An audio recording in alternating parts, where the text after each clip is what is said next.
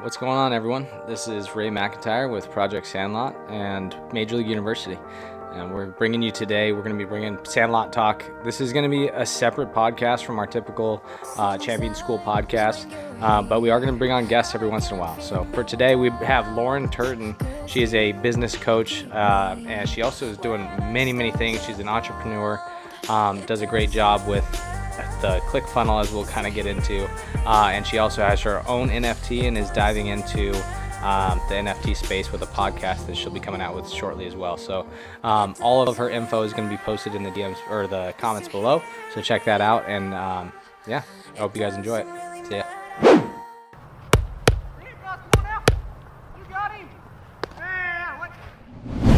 So just provide a little background to get started. For where you're at, you're kind of doing a lot of things, which is awesome. Let's give us a little bit of a background. I know you're in San Diego, but tell us about you. So background wise, let's see, I'll start early childhood because that's when I first started my entrepreneurial journey. My parents were the type of parents that wouldn't give me extras. I would ask for a candy bar and their reply would be, no, we provided you 3 meals. We're not buying you a candy bar. Buy it yourself. Yep. 8-year-old Lauren was like, how do I buy a candy bar myself? I don't have money. I don't have a means to do this. And my parents told me, figure it out. So I found someone with a skill set that I did not have, which was making jewelry. And I asked this lady to teach me how to make jewelry. Soon enough, I was making jewelry, selling it to my parents' friends. And then I had the idea of asking the local store if I could set up my jewelry there and sell it to their customers. So that's the first time that I made my own money. And you better believe I was buying candy bars and ice cream bars on my own. Yep. And from there, I've always had that mindset of like, how can I make more money in the situation that I'm in? So another example is in high school. I always had a full-time job in high school, but I realized that I could make more money if I cross-trained in every department at the grocery store I worked at. I also found out that someone I knew owned a cleaning company and they were making like $20 an hour. Now, mind you, at the time I was making $5.15 an hour. So $20 an hour was astronomical. And I was 16 years old and I would go clean offices after school. So I've always had that mindset. After I graduated high school, everybody else was going off to university and I had the intentions to do that, but I also wanted to move. I'm originally from Dayton, Ohio. So I moved to Portland, Oregon with my godfather and I lived with him, his wife, and his 3 little boys. And I enrolled at a community college because I wanted to claim residency in Oregon. And then I dropped out. And then I decided I didn't like living in Portland. So I moved to Long Beach, California with some buddies of mine from high school. I got accepted at Cal State University, Long Beach. Dropped out. Soon, I realized I have no money. So I went back to Dayton, Ohio, and I always would enroll in school and drop out. And around 21 is when I realized, you know what? You're a really good worker. Focus on work. And I was in the service industry. I was a server, became a bartender. And again, I always had that mindset of like, how can I make more money? And at some point I did finally complete some higher education. I got a certificate in photography at a community college in Dayton. And I started a photography business. It was a learning experience, meaning it failed. And I always had in my mind, like, I'm going to have a business one day, and I would try these ventures and they wouldn't work out. So I moved to San Diego when I was 26 years old, which is almost 10 years ago. And again, I started in the service industry, and that led me to thinking, how can I make more money? So I went into event production. I had no experience in event production. I emailed all these production companies in San Diego. And one of the companies, I actually stalked the owner for about 6 to 8 months before she hired me. And that's how I got into the event production industry. And from there is where I learned so many skills, not only in event production, but photo shoot production, video production, branding, marketing. We handled high level, high budget events. And I worked for that company for 5 years. That company shut down. And that was the point in time where I made the decision to go all in on having my own company. And that was only 3 years ago. So the first 6 months of having my own business, I started offering services that I knew from the event production world, which were photo shoot production, video production, branding, marketing, things like that. And I wrapped up my first 6 months in business with 15 clients. But I soon realized that if I kept working in the way that I was working, I would never be able to scale past a certain point. I was meeting with clients in person, one-to-one, project to project, gig to gig. And I saw people that had these online-based businesses. Now, I'm not a tech person. I'm not computer savvy. I'm not great at these things. So when I thought to myself, I want to have an online-based business, I literally had no idea how to make that happen. So I found someone, a wonderful coach. Her name is Danielle Leslie. And I looked at her business and I basically took it piece by piece. And I said, what's a membership site? What's an online program? What's a sales funnel? I knew nothing about these. And I locked myself in my room for an entire month and I learned ClickFunnels. Wow. Torture, absolutely torture. Yes. And I would do it for like 12 to 14 hours a day so I could learn how to have this knowledge. Soon I figured out, okay, this is how you make an online course. This is how you have an online program. So I started working with clients online. And again, it was in the space of like, marketing, branding, projects like that. And from there, that turned into people finding out that I knew how to make an online-based business. And that's when I launched my first program. And we launched pre-COVID. And so we were doing really great. COVID hit, and I essentially had to shut that offer down because my clients still had physical practices and they couldn't make payments and we had to shut it down. So then I took time off for like a month or two. And then I said, Lauren, what are you going to do now? It's COVID. Everyone's in lockdown. You're by yourself. And I decided to write a book. And so I took what it was I was doing with my clients previous and I put it into book format. And from there, that helped me also develop the program that I launched after the book called Soul Career Clarity. And from there, that's really when my business started to take off, was in October when I released the book.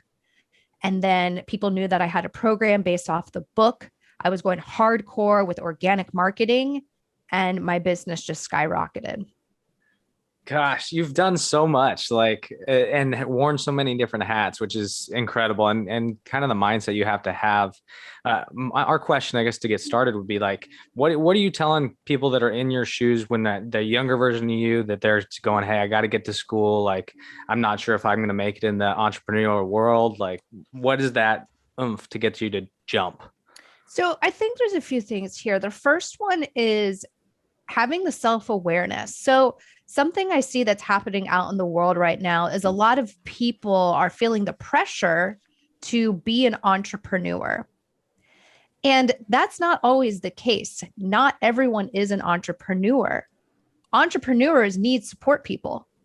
So having that conversation with yourself of like, do I want to be an entrepreneur? Yes or no? Okay, why do I want to do this?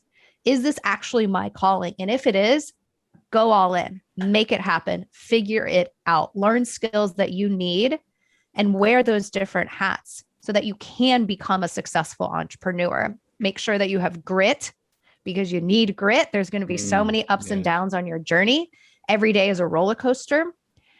But if you're listening to this right now and you're like, no, that sounds stressful. I don't want to do that. You don't have to be an entrepreneur, but dial in on skill sets that will allow you to support an entrepreneur's vision that you align with. And I think that's where a lot of people get stuck in life, is being in this situation where they're like, I don't want to be just a worker, or there are so many businesses out there now that truly have missions and core values and a company culture that's amazing. Absolutely amazing. And aligning with a business like that and going all in with their vision, that is admirable. And that is something that you can work towards as well.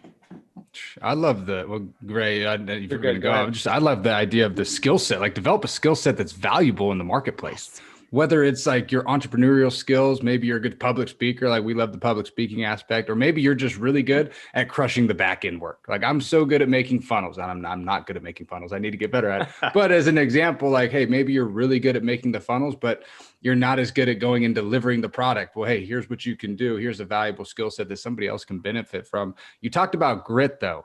Grit is huge. I've read Brené Brown's book, all about grit and bravery and courage. And I just love her writings. And I love her books. And I love learning more books. I want to get your book. Go get that on. Is it on Amazon? It's on Amazon. Soul Career Clarity by Lauren Turton. Soul Career Clarity. Go cop it. We're getting one of those. But when you talk about grit, like how do you develop grit? You started at 8 years old, right? Selling different jewelry for candy bars. Like I would have been your best childhood friend. I know. I love it. I mean, you're buying ice cream with it. Let's go. But how do you develop grit, and how do you still maintain consistency and persistence on your vision and your dreams, even when a lot of these end up failing and they don't always go your way?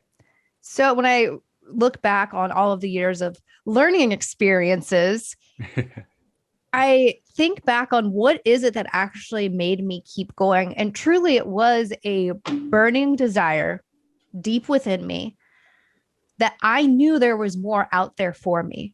I just knew it. It was instinct. It was ingrained in me. It was a part of me. And just leaning into that, even during very hard years, my 20s were very difficult. Imagine dropping out of college several times, the things people said about me, to my face, behind my back, feeling like a failure. And that was something I felt for years. And I had to overcome that mentally. So just knowing and keeping in pursuit of something, of a higher goal. And again, it wasn't always easy. There were many years where I wasn't pursuing, but I always knew in my head, there is more out there for you. Be open and keep going. So good. So good. I love the fact of keep going. Keep going, like keep moving, keep showing up. It's one of our main principles. Keep showing up. Keep showing up. Keep showing up. And, sometimes, yes, giving yourself a break. I'm huge on, self-care, mental self-care, all of those topics. I'm huge on that. And so also leaning into like, all right, I'm almost at burnout. Maybe I need to readjust, pivot, change, take a break, and then come back to things. Ray, I'm sorry. Go ahead, Ray. Go ahead. I got another one followed up on that. No, it's good. It's good. It's just we've had so many of those moments in the last few weeks with these things that we're trying to build, and as the entrepreneur mind just keeps going and going. What do you do to take breaks? Like you step away. What is your go-to for taking a little bit of relaxing time? For me, is getting off of electronic devices, cell phone breaks, and it's hard. It is hard because there's so much that takes place on our cell phones. Even if we're just like, oh yeah, I'm going to lay out in the sun and go to the pool for a little bit. Like we have our phones usually there, but trying to be strict with myself on taking breaks, being in nature recharges me. I love hiking and being outdoors. And, again, just the cell phone break, saying like, when I'm out with friends, I'm not going to check my cell phone. I'm going to keep it in my purse and not have it at the table. Things like that help me recharge. And then again, I've brought it up before, but I'm really big on mental health, going to therapy and other modalities like breath work or Reiki. I'm really passionate about, self-care, diving into past traumas, things like that, because that will allow you to work through things that show up in your business. Go ahead, bye. Now you answered my question. I was gonna hit on the burnout piece because we've had a lot of people reach out in the last couple of weeks and, hey, how do I handle the burnout? I'm getting burnout in my work, or I'm getting burnout in my business if I'm trying to start something new, or I don't even know where to start when I'm getting into a new space, such as the NFT space, which we'll talk about here in a little bit. That's like such a powerful concept. But you talk about getting to nature, right? Connecting with nature. Yes. I feel like nature's so healing, and it just helps you detach, get away. That's why I'm jealous that you live in San Diego. I love San Diego. You get the water, the waves. Come on. I know we get everything here. It's perfect. It never gets that hot. I guess some days are like 90, but it's not that bad. For you, Lauren, though, fill us in. Let's shift gears a little bit to the NFT space. I know that you're getting into this and you started a podcast. Go ahead and share with us kind of a little bit about what your mission is with that podcast. I know you're bringing on NFT experts. We're really excited about a new project we're launching soon. And you said some really cool things off the air about everybody has an opportunity in this space. So just kind of fill us in on what you have going there in the space, some of your art, and then your podcast that you're bringing on other guests that can talk about this at a very high and deep level. So I ventured into the NFT space 3 months ago. Only 3 months ago was when I first found out about NFTs. I was scrolling on TikTok and I started seeing NFTs, and I started the research phase.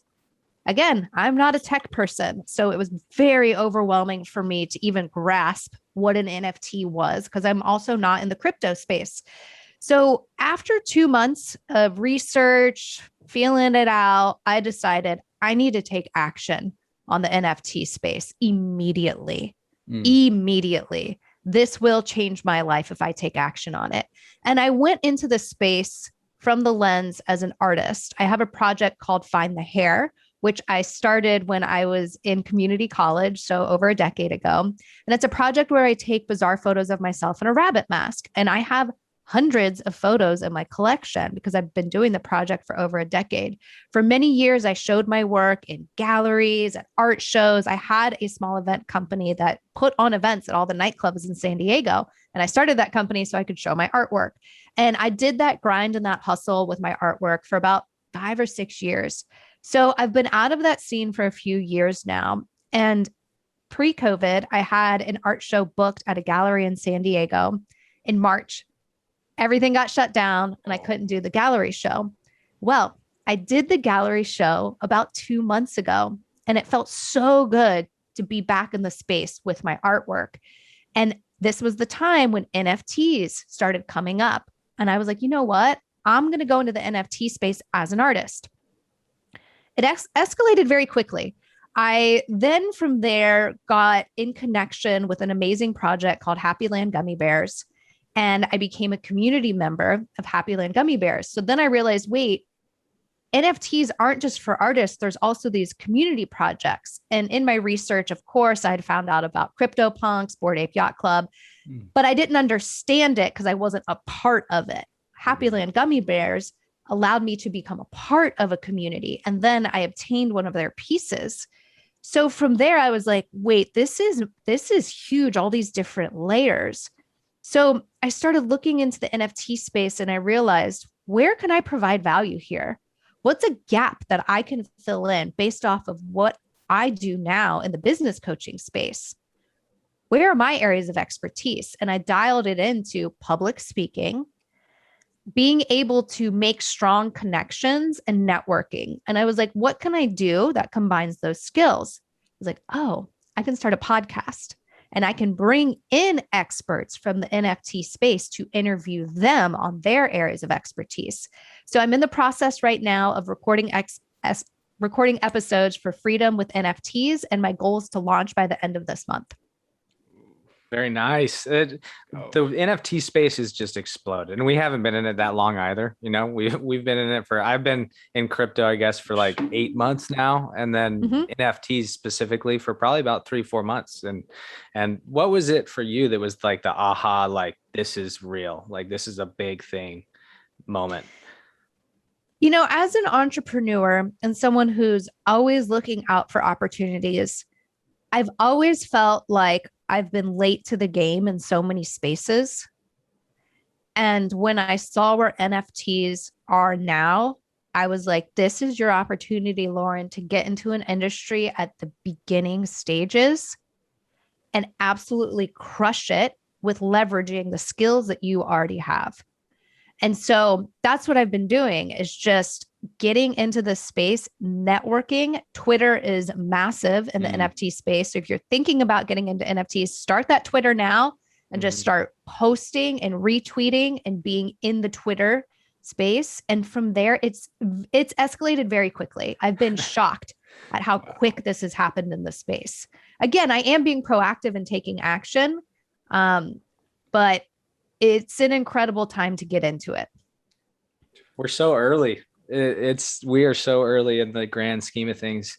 Like he lives in Phoenix, and we were Mhm. saying that there's not even the amount of people who live in Phoenix. There's less than that on OpenSea right now, And that is unbelievable when you think about it. And then also just, I've said it, but I really want you guys to take this home is in regards to leveraging the skills that you have now in the NFT space. There are so many experts that are needed in regards to the different projects, the collections that are out there, podcasts, public speaking, networking, event production. Everyone is needed in the NFT space, not just artists or collectors. So good. I remember Ray was trying to get me into this, and we were doing some speaking engagements in California this summer, and we were all over the map. So my mind's like dead set on, hey, we got to get here, we got to crush this, do this. And he's like, dude, check this, a junkyard dog that I just got. Check this sewer rat that I got. I'm like, dude, what are you spending money on? Like, why are you buying these things? And he's like, dude, trust me, like, keep doing it. And he kept sending me stuff for like 6 to 8 months. And I'm like, I'm the same as you, where I was not invested in crypto at all. Now I'm turning the page and saying, I need to get in now. And I feel like I'm still a little late, but I'm like, I need to get in now. And then I see all of these different NFTs all over the place. I'm like, man, there's a big community behind this. And then we enter some of the discords, because I'm like, okay, we got to dive in and see what are they doing too. So V Friends, the Sevens, a couple other ones. And I'm sitting here like, this is an interesting community. There's a bunch of people that are rallying behind certain things, and then they have that emotional connection. So say I like this follow your dreams thing, and I'm like, hey, shout out Mac Miller, legendary. Like, I'm like, I like this. I'm not selling this thing unless you give me $500, And so it's like this emotional attachment to these things. What do you have to say, Lauren, to the people out there? Because in our space, and something that we fight against sometimes, not only with the athletes, because a lot of our athletes are pursuing college or professional careers, and then the parents or the coaches, where it's like, you need to do one thing, master that one thing, only do one thing. I'm in the boat for my mentor, man. He wears a trillion different hats, maybe too many, but he is so diverse in his skill sets. Like you said, he's developed skill sets in so many different arenas that he's valuable in any market. And I'm on that boat too, where I'm a man, we've got to diversify. We've got to do other things. There's always opportunities. You say, hey, looking out for opportunities. What is your best advice to somebody who's sitting there and is really nervous right now to dive into something new, whether it's NFTs, a new business, a new career shift, that is like, I don't know if I can do this yet, but like I have this deeper calling, this deeper meaning that there's something more out there for my life? Step one, do an audit of your life. Do a deep dive on who it is you're spending time with, what it is you're consuming, whether that be beverages or substances. Take a look at what you're consuming in regards to nutrition, and really do a deep dive on everything in your life, and take a look at what you can eliminate from your life that is not serving your higher calling. And this can be hard, because you could be eliminating relationships from your life. You could be drastically changing what it is you're consuming on social media. We choose what we consume on social media. So unfollowing pages, making choices not to binge on Netflix, and to do your research for a few hours each night on a new topic. Like, do that self-work. And then from there, go into this new venture in space with like a clear mind, clear lens, all of that. And remember, there are some people who can't multitask, who only can go all in on one thing at a time. So having that conversation with yourself, am I able to multitask? Yes or no? If the answer is no, don't try to be someone that is doing multiple things at a time. Have self-awareness. But if you are someone who is able to multitask, get really good at time blocking and managing your schedule, and having non-negotiables during the build-up phase or the research phase. But just being utterly self-aware of like who you are as a person, and then making the adjustments needed so that you can pursue properly. That's really good. That's really, really good. What's like, just hitting on the non-negotiables for our viewers that might not know what that is, like, what's an example of a non-negotiable, maybe for you in your life, that you're like, hey, there's no negotiating this thing, Lauren. Like, I'm doing this, and this is what I'm doing. And that's the bottom line. What's an example for one of those? So for me is a morning routine. And my non-negotiable during my morning routine is I don't use my cell phone for at least the first hour that I'm awake. That for me is a non-negotiable. And sometimes, every now and then I'll catch myself on my phone, checking things when I first wake up. And I'm like, no, phone down. Yeah. I need at least an hour to myself in the morning. I'm not a morning person. I need slow wake ups. I need to be able to like do my thing, get ready, meditate, get my outfit going, walk my dog. Like I'm not a morning person. So having that hour to myself where I have no other distractions is really important to me. For other people, it could look like, exercising in the morning because they know they're not going to exercise later in the day, meditating, prayer, things in that realm. Like having a routine that serves you in the morning and having that be a non-negotiable is huge. And then also time blocking. And really being aware of the schedule that you need to keep in order to pursue your goals. I go through phases with non-negotiables when it comes to social commitments. So I'll take a look at the phase that I'm in. And if I'm in a phase in my life, in my business where it's like I'm building, then I won't do social commitments. I'll say, I'm not going to do social things for a month or so, 2 months, whatever it needs to be. And I'll communicate that with my friends. Like, hey, I'm taking a break. See you guys in 3 months. And then come back to that, adding things in. So just, being utterly self-aware, I think is what it comes down to with non-negotiables. Yeah. Time blocking is something I think I need to get better at because I'll sit down and I'll just start on something and I'll look up and it's 7 p.m. And it's like, gosh, okay, well, maybe next time. Exactly. And that's the other thing too, I think with entrepreneurial mindset in life is that we can get so wrapped up in what it is that we're doing that we push away things that are important. For example, eating, making sure that you schedule in a proper lunch and that you're properly nourished so that you can pursue everything that you're doing. And on big projects where you're like, oh my gosh, time just disappeared. I spent 10 hours on this. Maybe there were a few other things you needed to do that day as well. But the time blocking, that'll help you a lot. And also it'll prevent burnout. Yeah. Yeah, that's huge. For you, I know you guys you're a partner for a new restaurant that's just opened in San Diego, right? Chow Chow, is that correct? Yes. So the restaurant I'm a partner at is called Chow Chow Piadina. We're located in San Diego, specifically La Jolla, and we opened in April. We were supposed to open pre-COVID, and so we opened up a year later, but so thankful we finally did open. And that's been a massive project. Because again, supposed to open pre-COVID. So we were developing it for about 2 years before opening. The art is fantastic. I think you played somewhat of a part of it or, handpicked or whatever, but the art in this place, you got to check it out. It looks legit. It looks like an NFT itself. Thank you so much. Yes. Myself and one of the other partners at the restaurant, we designed everything in the restaurant, including the custom mural in the back of the restaurant and the wallpaper in our soon-to-be coffee shop. We took elements from the city that he's from in Rimini, Italy, and we combined it with David, the most famous Italian sculptor, to create a very appealing mural. And then we took elements from the mural and we put it into the wallpaper. And attention to detail on this, I have to share this because so much attention to detail. For anyone who physically comes to my restaurant in San Diego, I want you to take a look at the wallpaper. That's when you enter the restaurant to the right. It is a continual print, 6 panels of wallpaper. The logistics for that was 3 weeks just for the printing of that. That's how adamant we were about certain levels of detail in the restaurant. We wanted the panels to be continuous. That's very difficult to do when you see the wallpaper and you see the walls. That's legit. I love it. We got to pop in when we get down to La Jolla. My wife actually worked at UCSD for a little while, and I was down at USD last 2 years. So we'll pop in, man, for sure. Bai, did you have another question for Lauren? We're gonna finish you off with a game, a little bit of a game we have for you. Yep. We sprung it on you. But Bai, if you wanted to ask Lauren one more question before we get into that.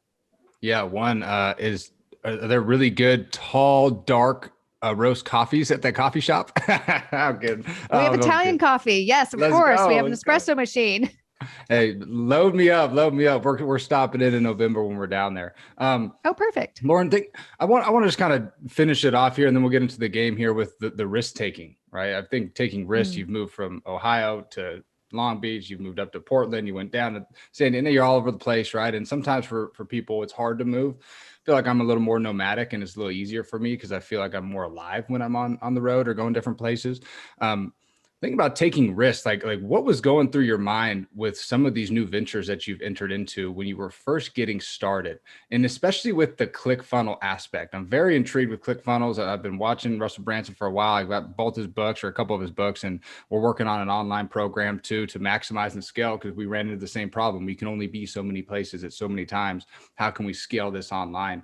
So kind of a two-part question. One, how do you utilize ClickFunnels still, if you still do, or if you didn't, how would you recommend using that for a business to scale online? And then number two, when you're getting ready to take a risk, like what do you have to fight against, or what have you fought against in that pursuit of that new dream, that new goal, that new opportunity that you're getting ready to release? So for anyone who's listening, who's like a service-based business, or you have knowledge, skills, and expertise, I highly recommend that you take that information and you put it into an online course or online program so that you can start serving others in the online space. And a way that you can do that is through platforms like ClickFunnels. And yes, I still use ClickFunnels that houses all of my membership sites. And so I think it's really important for entrepreneurs to have an understanding of the different avenues and ways that they are going to be scaling their business. But that does not mean you have to learn everything that goes into it. So I would recommend outsourcing, having someone put your content on ClickFunnels for you. There are experts that you can find on Fiverr and Upwork who you can pay to do this for you, because that allows you to stay in your zones of genius in regards to working with your clients. So having an understanding of like what ClickFunnels is, what is this platform, what is it doing, and making sure you properly understand it so that when you're communicating with someone you just outsource to, it all gels and makes sense. So that's what I would recommend. I love ClickFunnels. I love that platform out of all of the different ones that are out there. I also love the community that's behind it and the person who created it. So there's so much to learn from Russell Brunson. His books are incredible. So dive into any books that he's read that will help you understand what he's created. And then can you repeat the second question? Yes, absolutely. That's huge right there. That helps me because we've been on that verge. So think about the risk-taking piece, like when you were getting ready to dive into ClickFunnels, even because that to me is a risk. It's like, I got to put this financial piece first. Is it going to work out? What if it fails? What if nobody gets to my program? What if nobody clicks on my Facebook ad? What if nobody even wants to purchase this program and it was a waste of my time? Like, I guess that risk-taking piece, how do you like go up against that risk? I heard something really good in church the other day. It was like, sometimes it looks like this mountain standing in front of you. And for me, hiking all the time, I see these mountains and they look immovable, but in reality, it's just a little speed bump that if we just pursue into it and lean into it, like you said earlier, we can push through it. But when that risk-taking piece comes in, how do you like fight against that natural part of yourself that's like, I'm going to stay comfortable. I'm going to stay in my comfort zone and lean into that risk, lean into that failure. So something to understand is when you are taking risks and you're pursuing these higher dreams, these higher goals, there are going to be things that you do that at the time might not serve what it is you're doing. So you could look at it as like, oh, I wasted my time learning that. And I've done that many times where I'm like, oh yeah, maybe I need to do that. And then I get into it and I'm like, oh, I actually didn't need to spend 3 hours reading about that.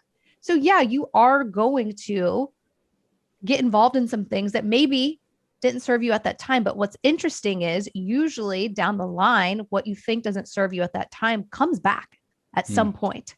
So that's something to keep in mind as well, is like, you're going to be experiencing some things that maybe you didn't need at that time, but then that is going to lead you to something else that will lead to something else that will lead to something else. So it's what we touched on earlier about the concept of just keep going, grit, moving forward, and just knowing like, I am on this mission. I know I'm pursuing something, and there's going to be all these things that come up along the way, and they will serve a purpose at some point.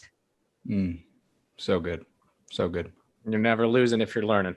Exactly. I respect that. So. Oh, and then one other thing that kind of came through for me as we wrap it up. Yeah. Keep relationships with those that you meet along your journey.